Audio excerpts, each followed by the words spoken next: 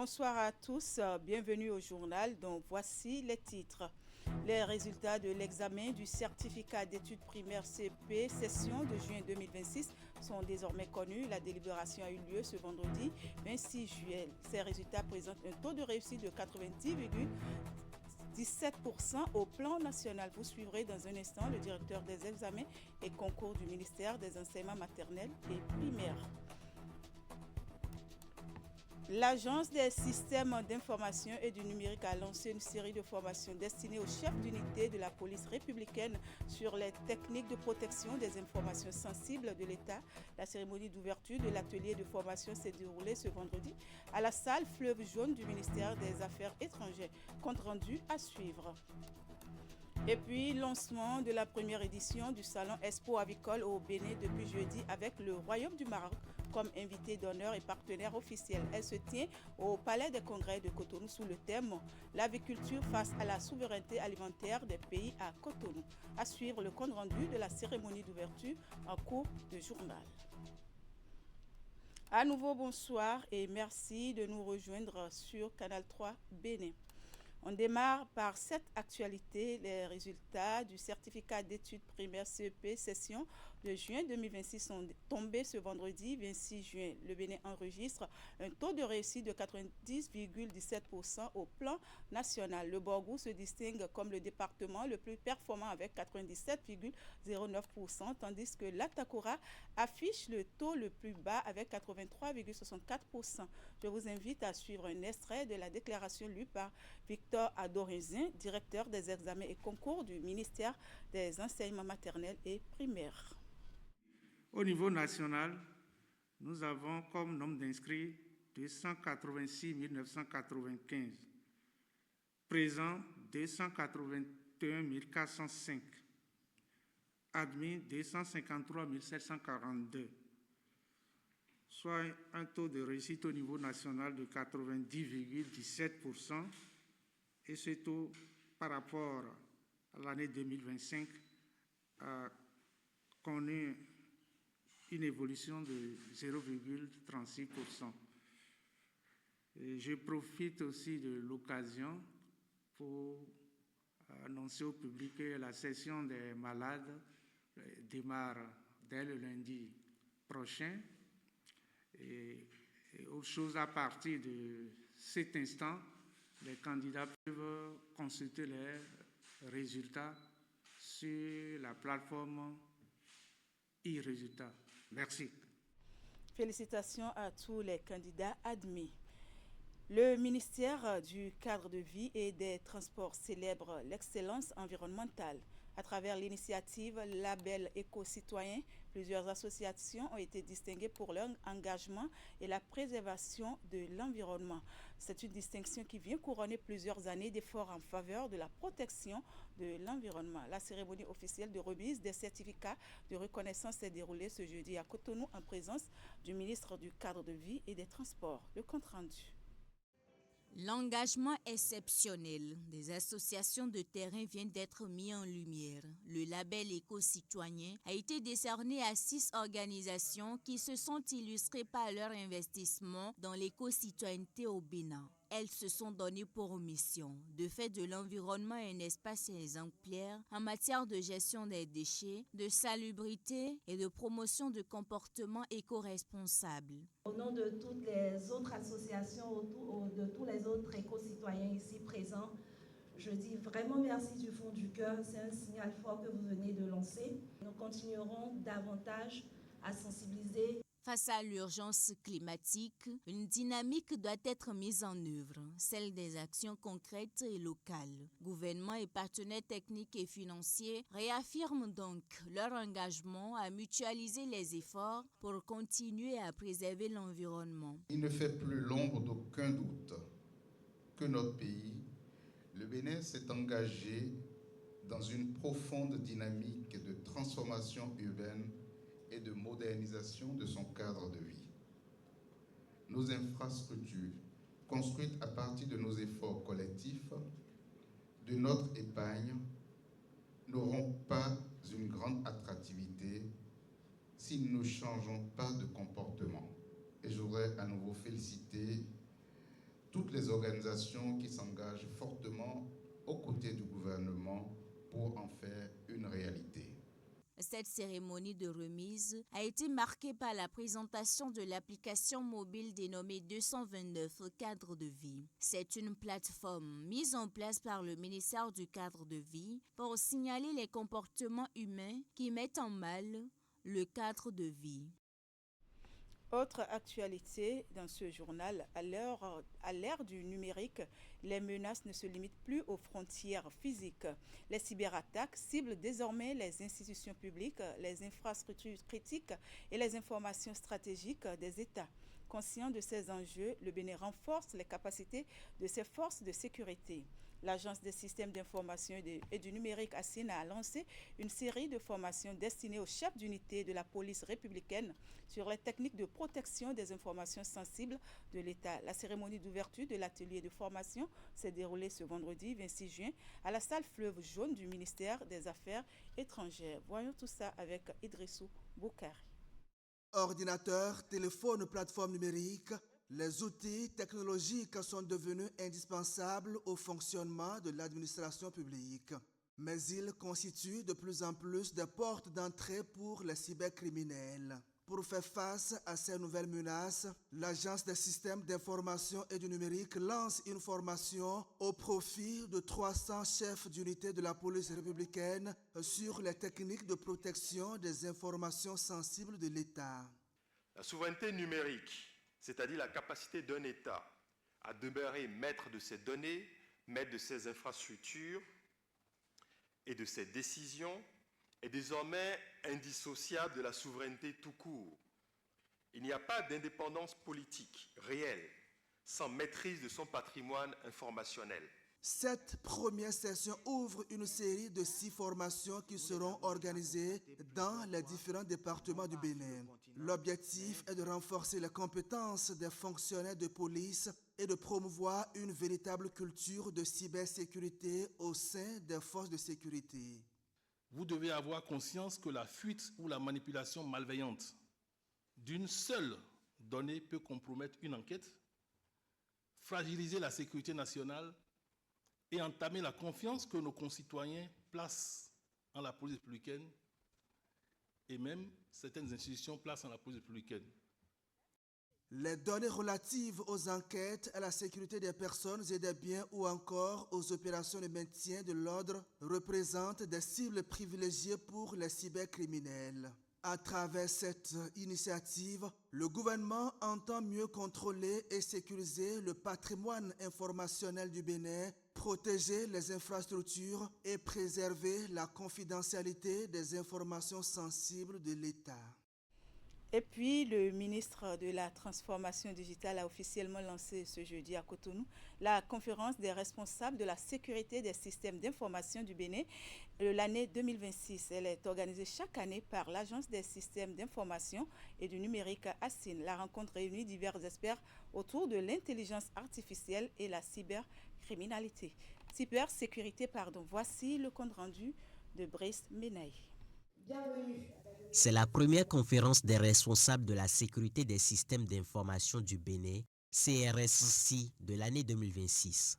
Elle est organisée par l'Agence des systèmes d'information et du numérique ASIN autour de l'intelligence artificielle et de la cybersécurité. Cette conférence vise à favoriser la concertation, le partage d'expériences et l'appropriation des orientations nationales en matière de sécurité numérique.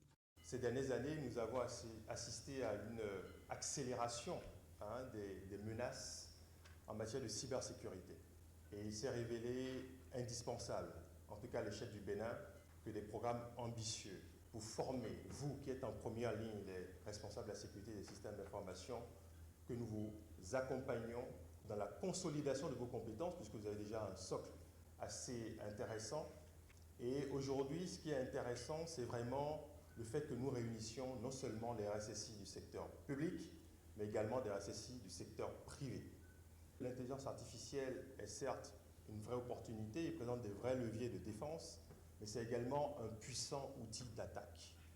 Depuis 10 ans, le Bénin a posé les fondations d'une nation numérique et se donne pour ambition de devenir un État augmenté par des technologies émergentes qui se veulent pour la plupart du temps lucides, protectrices et surtout humaines. Cette édition se veut résolument pratique.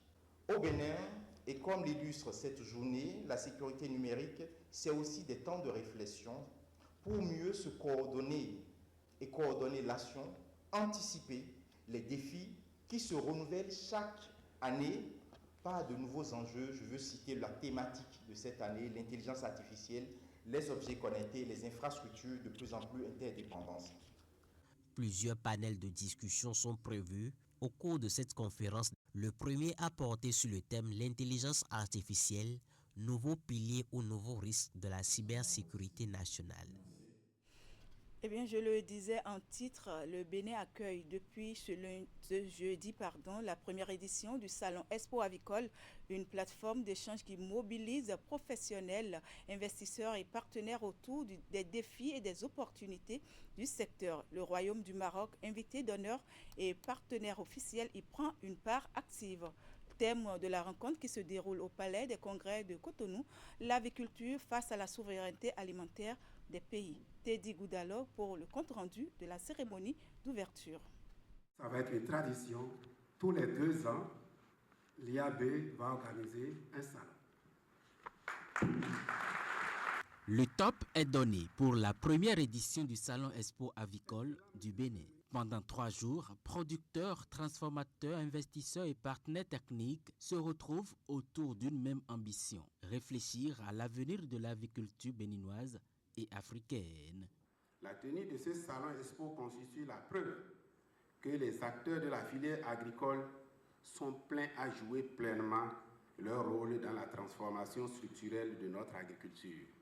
Placée sous le thème « L'aviculture face à la souveraineté alimentaire », cette rencontre se veut un cadre d'échange, de partage d'expériences et de recherche de solutions innovantes pour renforcer la production locale.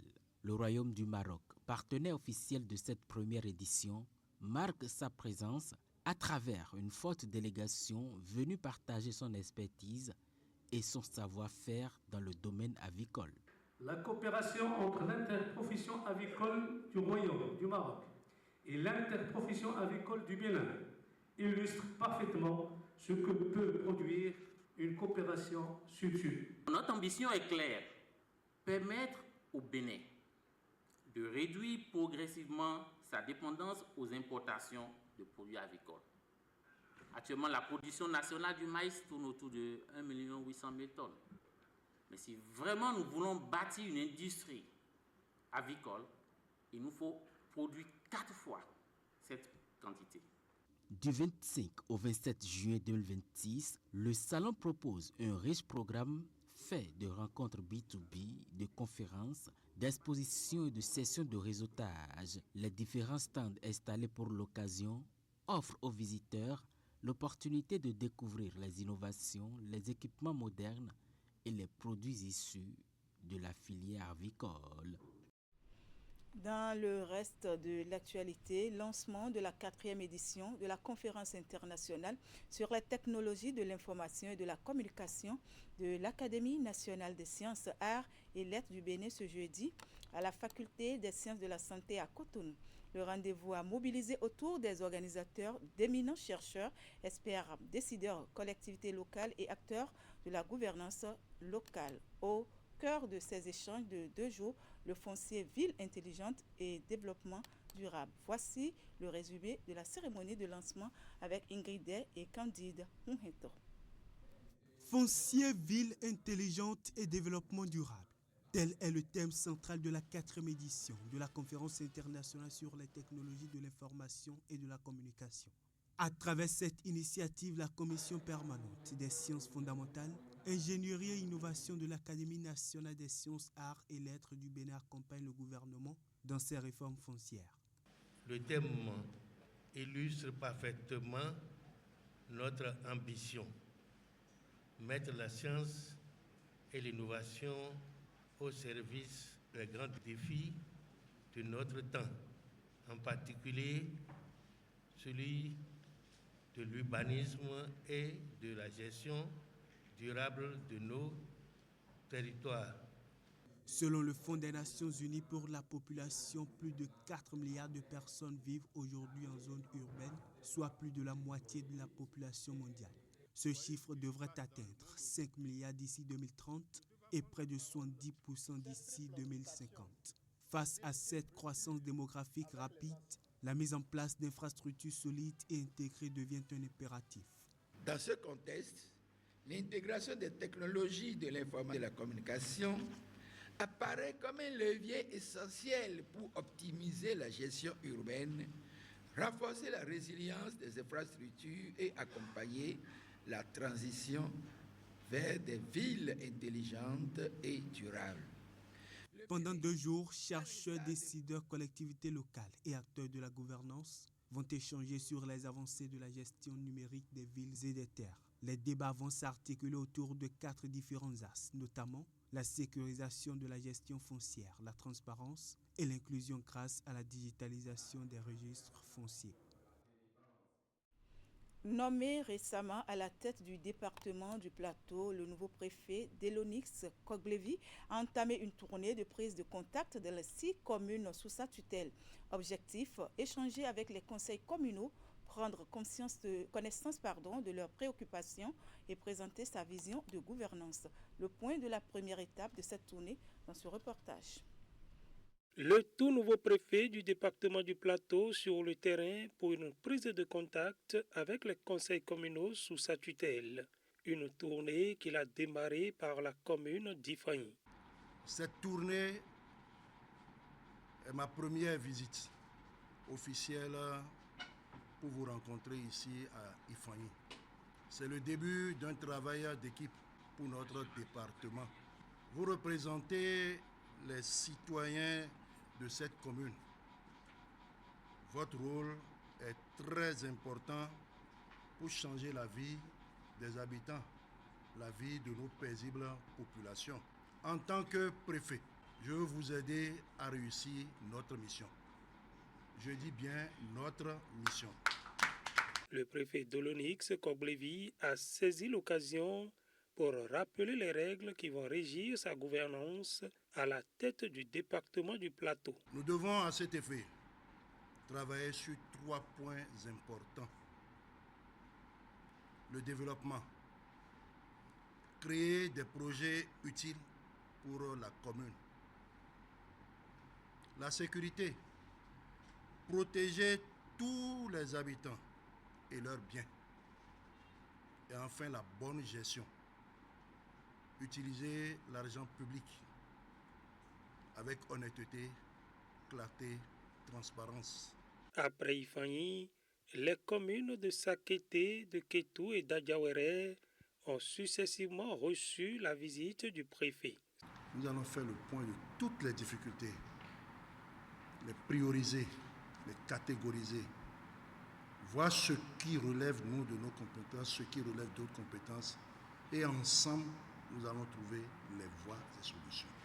Cette tournée qui couvre les 6 communes du département du Plateau s'achèvera à Pobé. Et pour finir, à Ouedo, dans la commune d'Abomey-Calavi, l'heure est à la vérification foncière. L'enquête Komodo et Incomodo a démarré dans cet arrondissement depuis le 17 juin dernier pour permettre aux propriétaires et présumés propriétaires de parcelles de faire leurs observations avant la publication des données collectées. C'est une étape décisive dans le processus de lotissement et de sécurisation du foncier dans la commune. Une équipe de la rédaction est allée faire le constat et voici son compte-rendu. Depuis le 17 juillet, les bureaux de l'arrondissement de Ouedo connaissent une affluence particulière.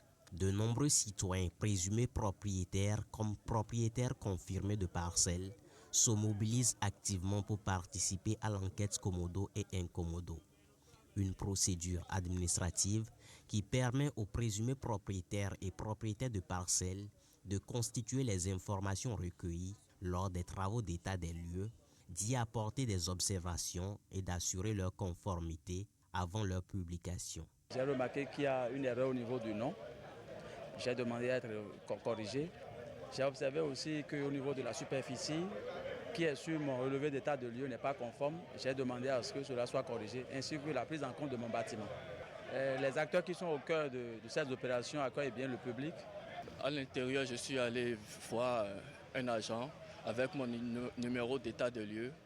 Je les ai donné le numéro d'état de lieu. Ils ont vérifié dans le registre.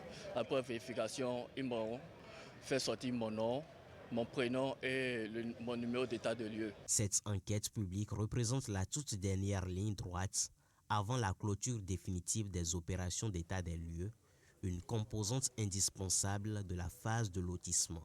Pendant cette période stricte de 30 jours, les populations des zones concernées sont invitées à faire preuve de vigilance en venant vérifier minutieusement leurs données foncières.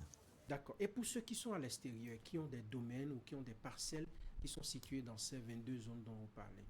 C'est un peu difficile parce que on a juste 30 jours ouvrés pour cette opération.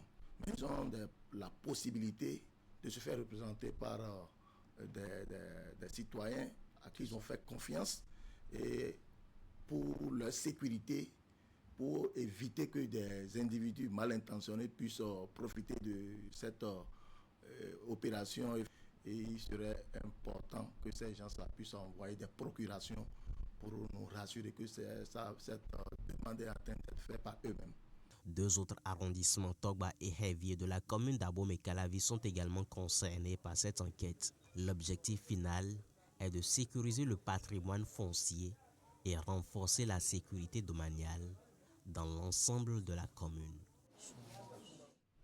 Fin de cette édition. Merci pour l'attention et merci également à toute l'équipe de préparation, de réalisation et de diffusion. Bonne soirée et excellent début de week-end à toutes et à tous en compagnie des programmes de Canal 3 Bénin.